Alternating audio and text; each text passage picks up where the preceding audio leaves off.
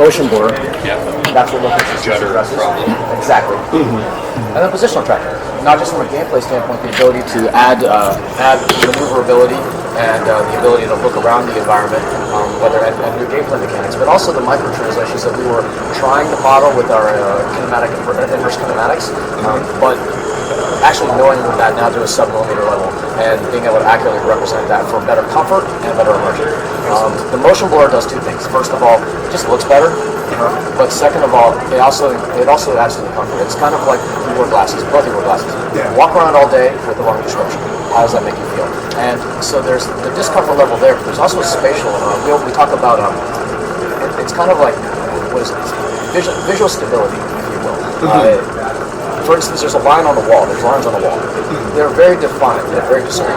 If you only know where those are within a few inches, you really don't know where it is, and it doesn't feel solid. And so, what you'll notice with low persistence is the environment feels solid. It feels like it's in the not only in the right place with positional tracking, it just feels right. It just feels like it's there.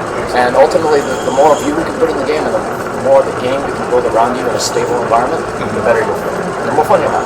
Right, so it doesn't swim around in relation to your movement of the We'll let you be the judge of that. So, what I want you to do, let's nearsighted, farsighted. Nearsighted. Let's try them on. We don't have adjustable cups right now. Either way, these are a little bit updated optics. But these cups are much bigger. Or they look bigger than the. Yep, a little bit different optics. Nothing we're talking about right now, but just constant iteration, constant improvement. Absolutely, I totally understand. Well, let me. I'll let you. I'm sure you're familiar with this. I'm very familiar with. He has his own special requirements. Yeah, exactly. Right. Yeah, so make this happen. All right. Unfortunately, we've got some LEDs on the front that help us track. So we'll have to come up with another solution for your googly eyes. Oh wow. Oh yeah. Nice. Right? Oh yeah. So first of all, let me. Important. But first of all, relax. Let me get you in a natural body position. So this is the Valkyrie. If you look down, there's a body model.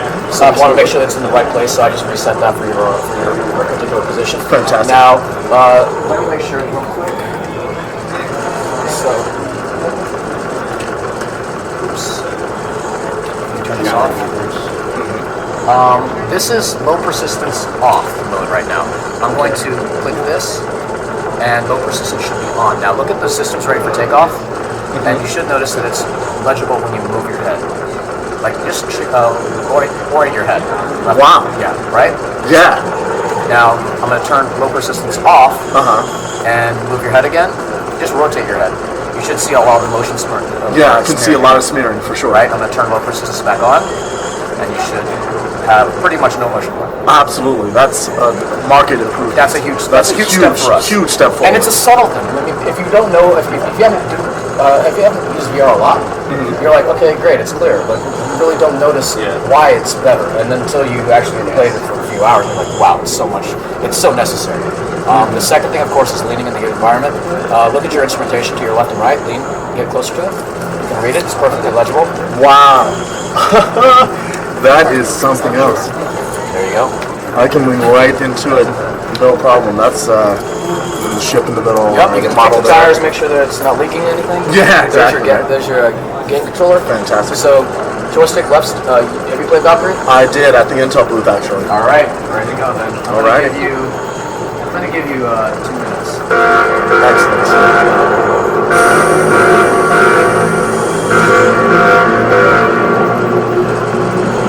It's like lean over within the cockpit. It's just phenomenal. And so, and your wingmen are going to be flying over your right shoulder, right around now. Oops, we have a little bug in the game. Yep, there's a left one. Look at them. brake. Here we go. And you're flying directly at them, which is not necessarily what you want to do. Yeah, exactly. Right, so you dip down, and then look through your windows and launch there. There we go. Locking, up. Excellent. Hit the brake, rotate. There we go.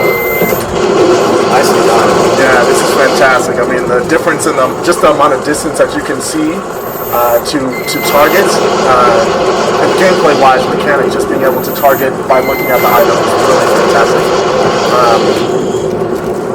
yeah, this is seamless. Even like doing this, like the asteroids in the background, there's no smearing of that at all, which is very, very exciting. And we're sharing the screen with a few like pieces of hardware from like AV hardware, so you may notice a little bit of latency on the monitor, but it's not exactly representative of what you're seeing or the Crystal Cove prototype. Yeah. You're not tracking back. It doesn't really matter. We have them on the side. The final solution. Exactly. This is just it's still a prototype. But that said, we do have LEDs all around the side as well.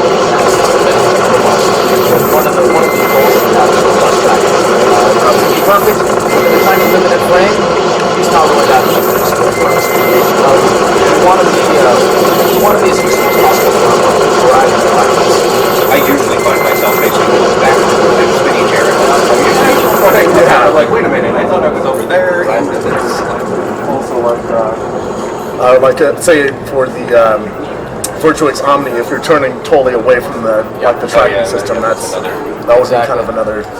Nice score. 340. You have played this before. All right. I'll take the game controller. You can take off the headset. Fantastic. There you go. Wow. And that was the Valkyrie with positional tracking and low persistence. The CCB team has been amazing to work with. Those guys are so creative, and it's really one of the most fun experiences right now too.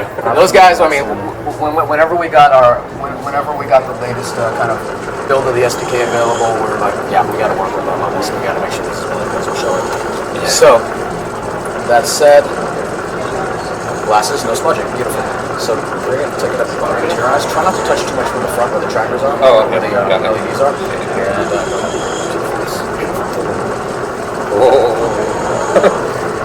okay, I'm going to go ahead, get natural, get comfortable. I'm going to put you recenter you. Now look down at your body. Same thing, lean forward, look around, check out the environment. Read text. Yep.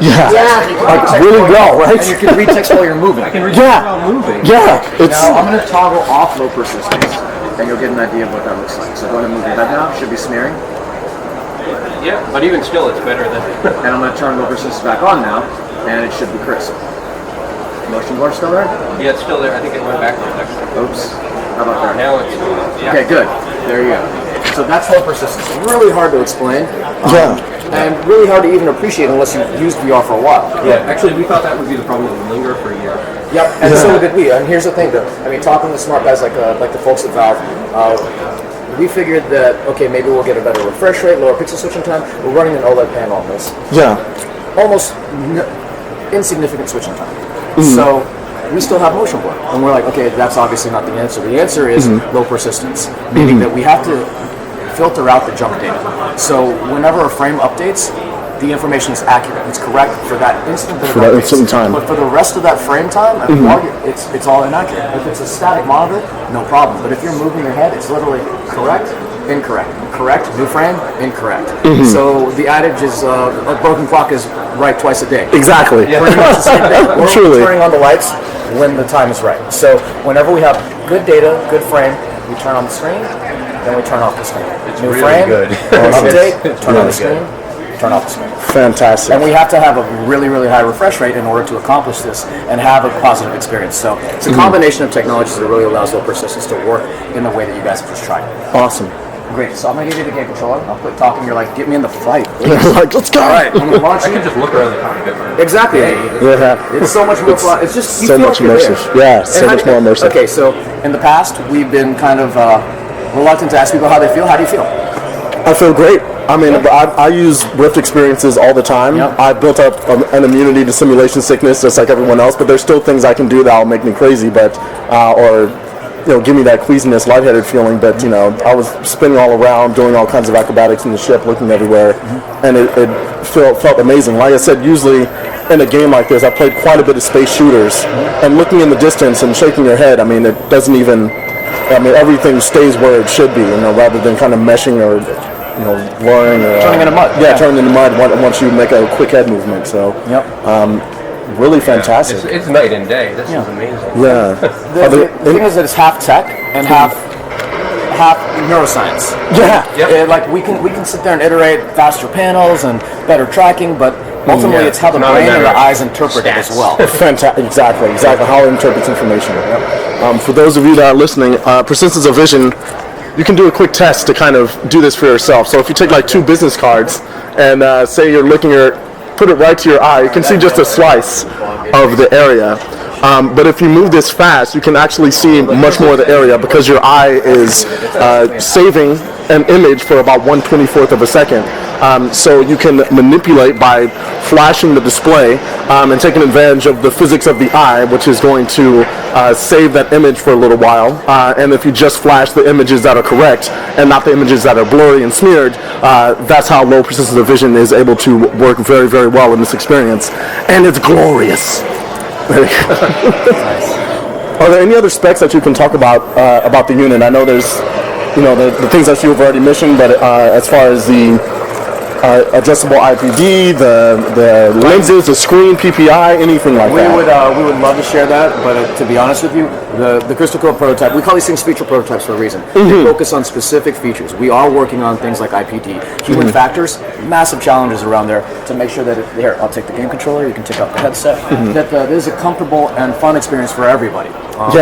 So we're working on that. We're always looking for great people to help us understand those challenges.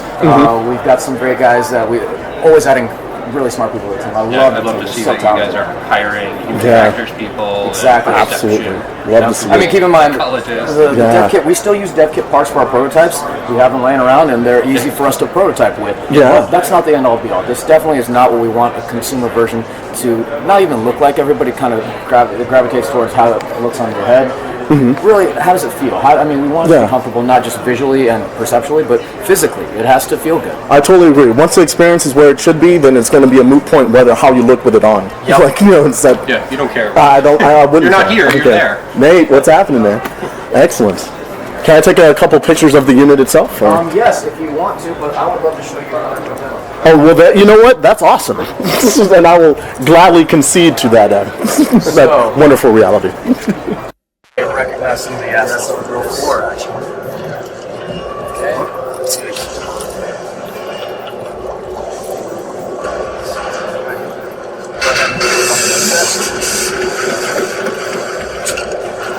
Pull my hair down to be comfortable once again. Right? Now, everything's clear. Relaxed body position again, same thing. Different people, different body positions, right? Absolutely. So, you'll recognize the gentleman sitting across from me is the lava lord from Beautiful Elemental. First shown as a cinematic cutscene by Epic. Beautiful assets. A couple years ago, they worked with them. They helped us bring this to life, if you will, in VR. And E3, we combined this with the HD prototype to showcase a next-gen game engine with HD VR and really show what HD VR can look like. This amazing cavern look up at the sky. This cavern over here. This lava lord in front of you. I'm going to actually raise him up now. He's just going to raise his eyes, light up a little bit. There he is. So at CES 2014, fast forward 6 short months, working with the Epic team again. Amazing support for these guys. Putting together a game within a game, if you will. A little bit of Inception going on here. This is a third-person tower defense game placed within the first-person world of Beautiful Elemental. Kind of crazy. So if you look at this, this really showcases position tracking. You see the little goblins? Get closer. Wow, I can see so much detail. All of this guys, he moves around the corner. He's going to move around the corner. You can lean your whole body, get a better vantage point. Let's see exactly what he's about to do. Exactly. You can understand where it's just getting a better vantage point on the map. I like to call this kind of it's a more realistic fog of war. You've ever played a third-person game and you're kind of constrained in terms of what you're looking at by some grayed out area. Exactly. This is just, hey, I'm going to get a closer look at something. If I need to understand what is happening from an overall strategy, I'm going to lean back, get a bigger picture. This is the ultimate sandpaper, right? It's really fun. So, really simple controls. This is a basic tech demo. Base controls. They launch different weapons that are built into the environment. So this is a cannon, I think they're arrows. Oh my! Oh, okay, I see. It's activating booby traps around the level. Exactly. Fire. Alright. I see. And there'll be some kind of lava stages that go on down and down in the near field. Like I said, when the far field, if one of those happens, try to lean in and get under it. It's kind of cool to get closer. Pop up. Yep. Yeah. lean back and look down, there's one. There we go. Before. Oh man, I can actually lean forward and see. That is really amazing because there's this cavern here, and I can lean forward and look back and under, and I can see what's behind here. So that's a really interesting point that could be used for games. If you're hiding something behind something out of the player's view, Exactly. and like say something that's under a chimney or behind a corner, you'd be like, "Oh, what's this? Here's a secret behind here." Positional tracking opens up so many more gameplay opportunities.